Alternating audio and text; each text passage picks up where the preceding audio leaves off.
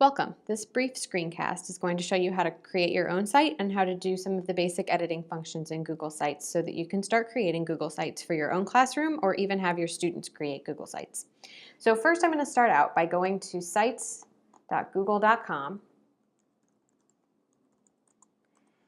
and you should be signed into your BPS Gmail account just make sure you have it. I have mine opened up over here. Make sure you're already signed into your BPS Google account, because that will make this page come up, which will show all of the sites that you have in Boston Public Schools. And as you can see, I have a few, but you might not have any.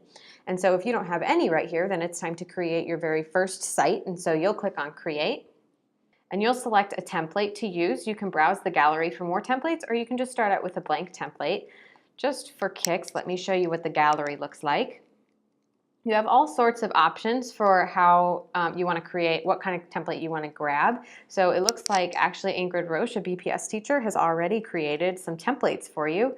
If you want to use one of her templates, you can do that. You can scroll down and look at other templates created by Boston Public Schools teachers, or you can take a look at some of the already created Google Sites templates under schools and education. These are some of the best ones. So there are different templates for different styles of sites, for e-portfolios, for classroom websites, for example, and you can choose any one of those. But for the sake of what we're doing today, I'm just going to choose the blank template because it's going to be a little bit easier to show you how some of the navigation works. So I'm going to name my site Trial Classroom Site.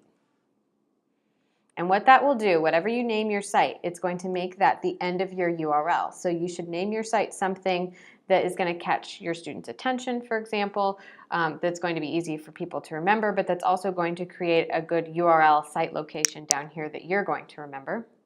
Then you can select a theme for your site. This looks pretty. And you have a few more options down here. You could add a little description. You could give it categories. This is a good idea. So I could say education, students, for example, and this will make it easier for people to find your site. Maybe it's a science classroom site, so I would write science. This will make it easier for people in BPS to find your site, to use this as an example, or if you opened it up to the World Wide Web, it would make it more searchable. That's what these do. So I go ahead and click on Create, and then bam, it will take you to the home page, okay? And so you don't have any content in here yet, so you're gonna have to add a little bit of content. And in order to do that, every Google site has this little navigation pane over here on the right-hand side.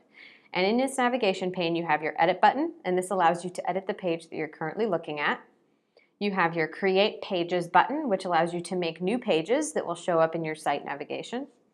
And you have this More Actions setting tab, which has all sorts of actions underneath it that I'll cover in some other screencasts later on. But the most important one over here to know about that I'll cover in another screencast is sharing and permissions. And that is where you change the way people see it, who can see it, and who can access your Google site. So I'm going to click on Edit and show you what that looks like. Basically, it turns this page into an editable format with a text editor up here, which is just like any text editor you would see in Microsoft Word. You can change the color of your text. You can add a hyperlink. So let me show you how I would add a hyperlink. Let's say I had a website that I wanted my students to be able to access. Here's another example of a Google site that I might want teachers to access. So to create a hyperlink, I would just highlight the text that I want to make a hyperlink with, and I would click on this little link icon up here, and then I would copy paste the web address, the URL, right here in the link to this URL, and say OK, and it's going to turn this into a link. And so if I save the site, your students would come to this page and they would click on this hyperlink, and it would take them straight to the website that you linked to,